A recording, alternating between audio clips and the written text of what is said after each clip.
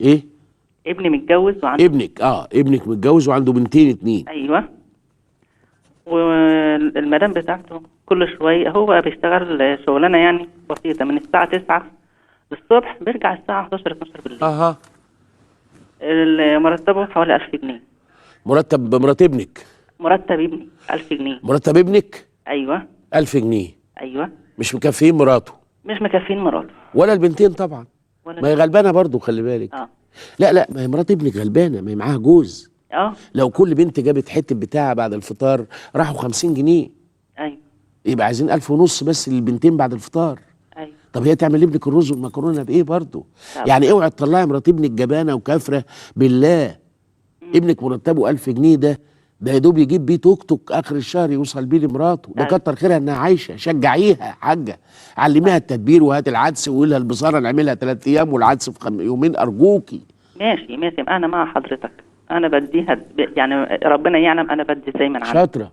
ماشي، بساعد ابني واللي هو عايزه بيجي ياخده مني او حاجه زي حلو قوي. رز سكر اللي عندي ربنا. حلو. بساعده بيه معايا. ايه المشكله بقى؟ لان ده حق عليا. ايه المشكله؟ ماشي.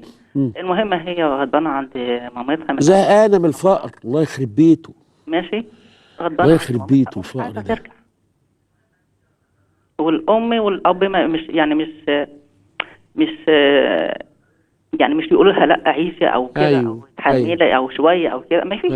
انت قاعده معاهم في نفس البيت؟ لا هو قاعد عند امها في بيتهم يعني. هو قاعد فاهمني. وامها برضه ما بتساعدش في حاجه كده؟ انت تساعدي وهو تساعد لغايه لما الواد. اكيد بتساعد. وتعاونوا على البر والتقوى. انا بعد اذنك يعني انا عايزه كلمه حضرتك بس تساعدهم بيها. ان هم يعني تتحمل العيشه شويه. حاضر على عيني. تسلمي والله. بكتر خيرك. انا كنت مفكرك هتبقي قاسيه عليها في التهم والكلام. لكن انا لازم اقول لها الحمد لله. بشكرك يا منى. لازم اقول لمرات ابنها اتقي الله في الست الطيبه دي وفي ابنها وبنتينك يا اختي. وما دام جوزك قاعد معاكي عند اهلك فالكوره في ملعبك بقى.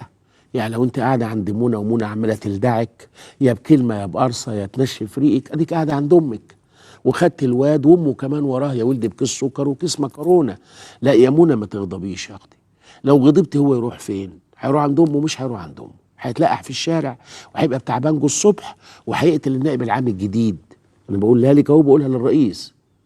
اللي زي جوز منى ده هو اللي ممكن واحد يلقطه ويعده عشان يقتل نائب عام جديد ان شاء الله بعد 20 سنه. ينفذ الخطه لانه مش لاقي.